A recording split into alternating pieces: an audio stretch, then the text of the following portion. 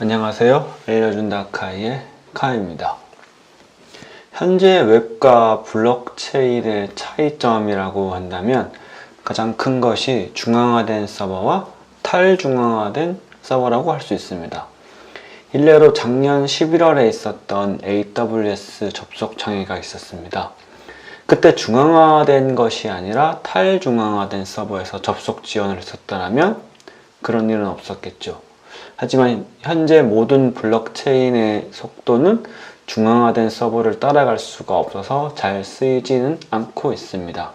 그렇다면 인터넷에서는 그 수많은 사진, 영상들이 하나의 서버 혹은 백업을 위한 서버에 저장이 된다면 블록체인, 특히 이더리움에서는 어떻게 저장을 하고 있을까요? 크기가 작은 데이터라면 그냥 이더리움 블럭에 저장을 해도 상관은 없을 텐데 크기가 커진다면 블록 관리가 쉽지 않아질 겁니다.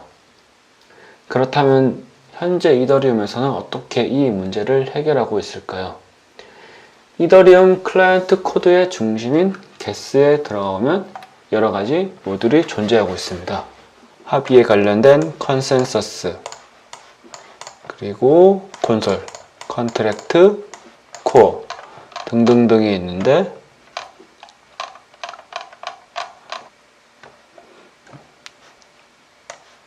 스웜이라는 것이 하나가 존재합니다.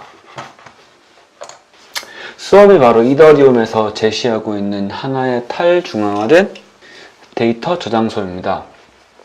스웜이 나오기 전에는 IPFS라는 것을 이용하였습니다. IPFS와 스웜은 탈중앙화된 저장소라는 것으로 동일한 점을 가지고 있지만 구현이 되는 방식도 조금 다르고 이미 IPFS는 파일코인이라는 것으로 구현이 되어 있는 IPFS와 달리 아직 스웜은 미완성이지만 조금씩 발전을 시켜나가는 중입니다. 그렇다면 과연 스웜은 어떻게 파일을 공유할 수 있는 걸까요? 주변에서 제일 쉽게 볼 수 있는 것으로 설명을 하면 토렌트의 방식을 따른다고 할 수 있습니다. 토렌트의 원리는 파일 하나를 가지고 있는 중앙 서버가 있는 것이 아니며 각각의 파일을 조각내어서 가지고 있습니다. 그리고 필요한 데이터가 있을 때마다 파일의 조각을 공유받아 하나의 파일을 완성시키는 방식입니다. 하나의 파일이 올라가면 하나의 파일을 조각내어서 스웜 노드에 각각의 전파를 하게 됩니다. 그렇게 되면 추후에 파일이 필요한 곳이 있다면 각각의 조각들을 모아서 하나의 파일을 공유받게 됩니다. 모든 웹페이지 앞에서는 HTTP 또는 HTTPS가 붙는다면 스웜에서는 BGG라는 것이 붙어서 이것이 스웜임을 확인할 수가 있습니다. 스웜에 데이터를 올리면 해당 파일에 대한 하나의 해시 값이 반환되게 됩니다. 이것으로도 접근이 가능하지만 이것을 ENS에 연결시킨다면 더욱더 간단하게 접근을 할 수 있겠죠.